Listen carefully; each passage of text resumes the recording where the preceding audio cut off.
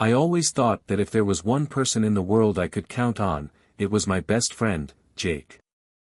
We'd grown up together, been through everything together. He was the guy who helped me with math homework, the best man at my wedding, the person I'd call in the middle of the night if I needed help. He and my wife, Emily, had always gotten along too, which I thought was great. I felt like I was one of the lucky ones, you know. My best friend and my wife actually enjoyed each other's company. They'd share inside jokes, talk about their favorite TV shows, and sometimes even hang out without me if I was busy. I'd never felt any jealousy about it. I trusted them both completely. But looking back, maybe I was just naive. The signs were subtle, almost unnoticeable, like pieces of a puzzle scattered around. I'd see her texting more often, laughing at her phone, or excusing herself to take a call. I figured it was just the way friendships evolve. She'd grown closer to Jake, and that was fine by me. If anything, I was glad they were so comfortable with each other. But then, certain moments started to feel off, the way she'd smile at her phone, their inside jokes that didn't include me. I brushed it off, chalking it up to my own insecurities. I'd never had any reason to question either of them. Then, one night, everything changed. I'd come home late from work, expecting to find Emily asleep. Instead, she was sitting on the couch, her phone in her hand, staring at the screen. She didn't hear me come in, and I caught a glimpse of her expression, a mix of nervousness and excitement that I couldn't place. When she finally noticed me, she flinched, quickly turning off her phone and forcing a smile. Something about the way she looked at me sent a chill down my spine. "What's got you so jumpy?" I asked, trying to keep my tone light. "Oh, nothing," she replied, laughing a little too quickly. "Just, didn't hear you come in, that's all." I shrugged it off, but the nagging feeling stayed with me. Over the next few days, I noticed more of those strange behaviors. She'd get quiet whenever Jake came up in conversation, or she'd leave the room if her phone buzzed. The little things started to add up, pieces that didn't quite fit, but I still couldn't bring myself to suspect anything serious. The doubts kept gnawing at me, but I pushed them down, convincing myself I was overthinking things. After all, this was Emily and Jake, the two people I trusted most. But the unease wouldn't go away, and the feeling grew stronger every time I caught a strange glance between them or noticed how quickly Emily would silence her phone when I entered the room. One evening, Jake came over for a game night, just the three of us like old times. But the energy was different, tense in a way I couldn't quite pinpoint. Emily seemed distracted, checking her phone more than usual, and Jake was quieter than he'd ever been around us. I tried to shake off the feeling, forcing myself to laugh at their jokes and ignore the tension. But my patience wore thin as the night went on. At one point, Emily went to the kitchen to grab more snacks, and I saw Jake watching her as she left, his gaze lingering longer than seemed right. I couldn't take it anymore. I waited until Emily was out of earshot, and then I asked him, "Is everything okay, man? You seem different lately." He looked startled, like he hadn't expected me to notice. But he quickly plastered on a smile and shrugged. "Nah, just tired, you know. Work's been killing me." I nodded, trying to believe him. But deep down, I knew something was off. Still, I didn't press. Jake was my best friend, I'd always trusted him, and I couldn't let myself believe he'd betray me. But the unease settled in my stomach like a stone, and I couldn't shake the feeling that I was missing something crucial. After that night, I started paying closer attention. It wasn't just the glances or the way they both seemed on edge when we were all together. It was the way Emily's phone seemed to be surgically attached to her hand, the way she'd leave the room whenever she answered a call, or how she'd suddenly get quiet whenever I walked in. One evening, I decided to look at our phone bill, something I'd never done before. I hadn't planned on it, it was more out of curiosity than suspicion. But as I scanned through the list of numbers, one in particular stood out, Jake's. His number showed up over and over, at all hours of the day and night. There were dozens of calls, some lasting nearly an hour. My hands started shaking. I didn't want to jump to conclusions, but the evidence was becoming harder to ignore. I confronted Emily that night, feeling equal parts hurt and desperate for her to tell me I was wrong. That night, after finding Jake's number repeatedly on the phone bill, I sat Emily down, my heart pounding. She could tell something was wrong, probably sensing my tension. "We need to talk," I said, trying to keep my voice calm even as a mix of anger and hurt welled up inside me. She looked surprised, almost wary. "What's going on?" I took a deep breath. "Why have you been talking to Jake so much?"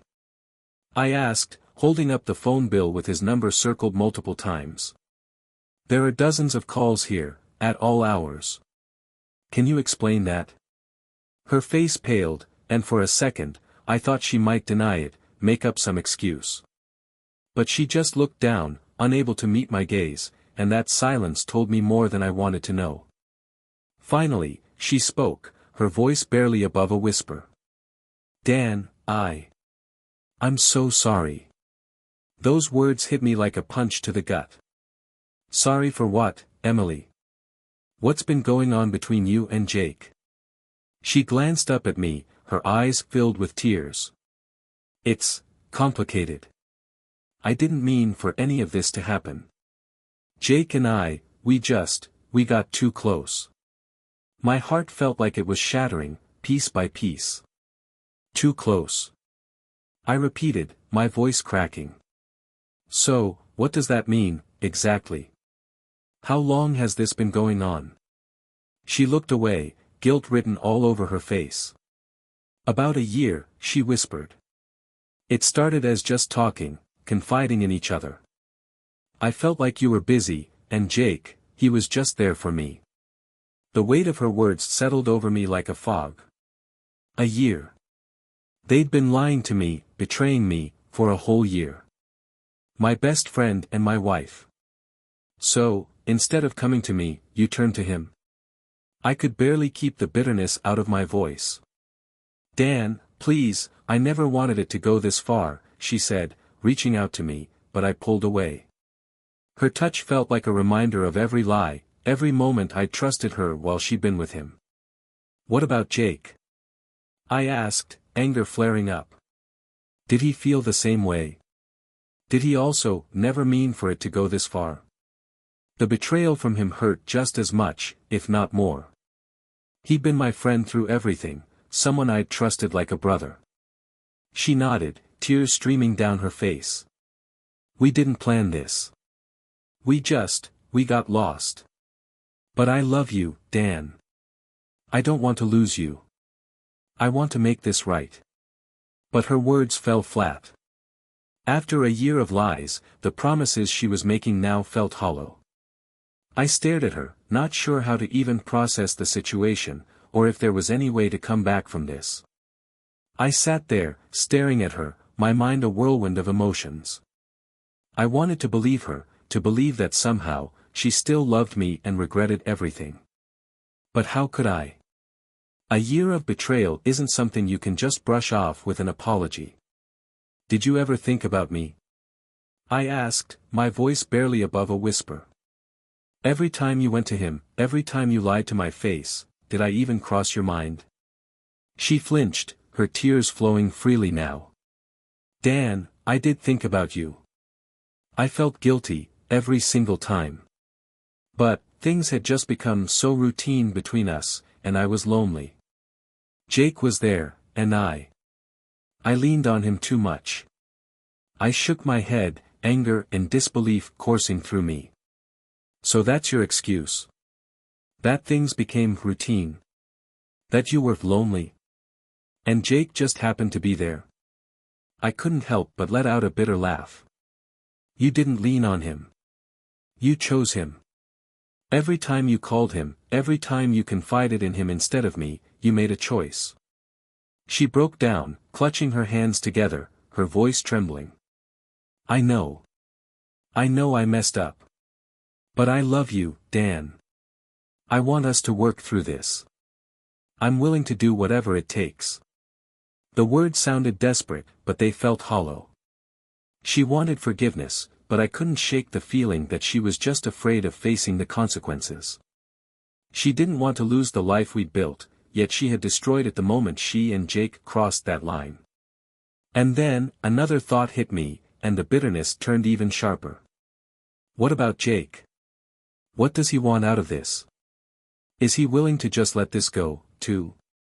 Or has he been making promises to you that go beyond what you and I had? She looked away, unable to answer, and the silence told me everything I needed to know. Jake had been a willing participant, someone who hadn't just been there to listen, but had taken advantage of his position in both our lives. So, it wasn't just a mistake, was it? I continued, my voice rough with anger. It was a decision, both of you, knowingly betraying me for months, maybe even telling each other that I'd understand or get over it. She reached for my hand, desperate. Dan, please. I know I don't deserve your forgiveness, but I need you to know that I want us. I'll cut him off, I'll never speak to him again. Just, please give me a chance. But every word she said felt like a dagger, twisting deeper. The thought of her cutting him off only now, when the truth was out, felt pathetic. Her pleas hung in the air, but I could hardly process them. The idea of her cutting Jake off, after a year of secrecy, felt like too little, too late. You think you can just erase a year of betrayal by telling me you'll end things now? I asked, my voice sharp with the anger and disbelief I'd been holding back. Dan, please, she whispered, her voice desperate. I know it sounds impossible, but I'm willing to do anything. I'll go to counseling, I'll do whatever it takes to fix this. I was lost, I made mistakes, but I don't want to lose you. Her words hit me hard, yet they sounded so rehearsed, like she was saying exactly what she thought I needed to hear. I could see the panic in her eyes, but I couldn't tell if it was truly regret or just the fear of facing the life she'd thrown away. You had a choice every single time you met up with him, every time you texted or called him late at night, I said, my voice hollow. And each time, you chose him over me.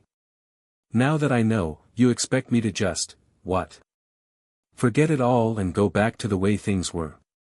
Her head dropped, and she whispered, I don't expect you to forget, Dan. I know I have to earn back your trust, piece by piece. I clenched my fists, trying to keep my composure. Trust? That's not something you can just earn back like it's a loan you forgot to pay. You can't undo the damage you've done, Emily. You destroyed the one thing that made this marriage work. Tears filled her eyes again, and she reached out for my hand. Please, Dan. Just, think about it. Don't make any decisions right now. Let's take some time, work through this. I'll do whatever it takes to show you that you're the one I want, not him. A part of me wanted to believe her, to cling to the life we'd built and somehow find a way to forgive. But the image of her with Jake was seared into my mind, and I couldn't shake the overwhelming betrayal. It was as if every memory, every moment we'd shared, was tainted by their deception. The silence between us grew heavy, each of us lost in our own thoughts. Finally, I took a deep breath. I need some space, Emily, I said quietly. I don't know what the future holds, but right now, I can't even look at you without feeling disgusted. I need time to figure out what's next. She nodded, the resignation in her eyes breaking something inside me, but I knew it was the right choice. I couldn't pretend to work things out without giving myself time to heal, to process the betrayal. I got up, grabbed my keys, and left, needing air, needing distance from the life I thought I knew. The days that followed were a haze of anger, sadness, and confusion. I stayed with a friend, someone who'd known both Emily and Jake for years, and it took everything in me not to tell him why I was suddenly crashing on his couch. But I kept quiet, trying to process everything on my own. I spent those days replaying memories over and over in my mind, wondering if there had been clues I'd missed, signs I'd ignored in my blind trust for them both. After a week, Emily reached out, asking if we could meet. Against my better judgment, I agreed. We met at a quiet coffee shop, the tension between us palpable. She looked tired, her eyes red and swollen, like she hadn't slept since the night I left. As much as I wanted to stay angry, seeing her like that stirred something in me, a memory of what we'd once shared, before everything fell apart. Dan, she started, her voice trembling, I've been going to counseling, like I said I would. I'm doing everything I can to understand why I did what I did and how to change. I don't expect you to forgive me, but I wanted you to know I'm trying. I nodded, listening, but staying guarded. That's good for you, Emily, I replied. But I still don't understand why you did it. Was it something I did? Something I didn't give you? She shook her head, tears filling her eyes again. It wasn't you. I know that sounds impossible to believe, but it wasn't. I got lost, and Jake was just there, always there. I let my loneliness cloud everything, and I made the worst mistake of my life. But it was never because you weren't enough. You have to believe that. I wanted to believe her, but the hurt ran too deep. You say you want to work this out, that you'll do whatever it takes to fix things, I said, struggling to keep my voice steady. But this isn't just about fixing things, Emily. It's about trust. And that's gone. She nodded, her face filled with regret. I know. I know I can't rebuild that trust overnight, or maybe ever. But I'm willing to keep trying, even if it takes years.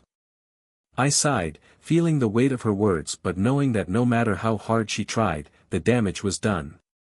I don't think I can do this, Emily, I said finally, the words hurting as they left my mouth. I don't think I can keep looking at you and not see, all of it. You and Jake. The lies. The betrayal. Her face crumpled, and she looked down, unable to meet my eyes. I understand, she whispered, her voice thick with tears. I'll give you the space you need. I won't try to force this anymore. We sat in silence for a few moments, each of us coming to terms with the reality of what was happening. The life we'd built, the plans we'd made, all of it felt like dust in that moment, something we couldn't rebuild, no matter how desperately we might want to. Eventually, I stood up, giving her one last look. I hope you find what you're looking for, Emily.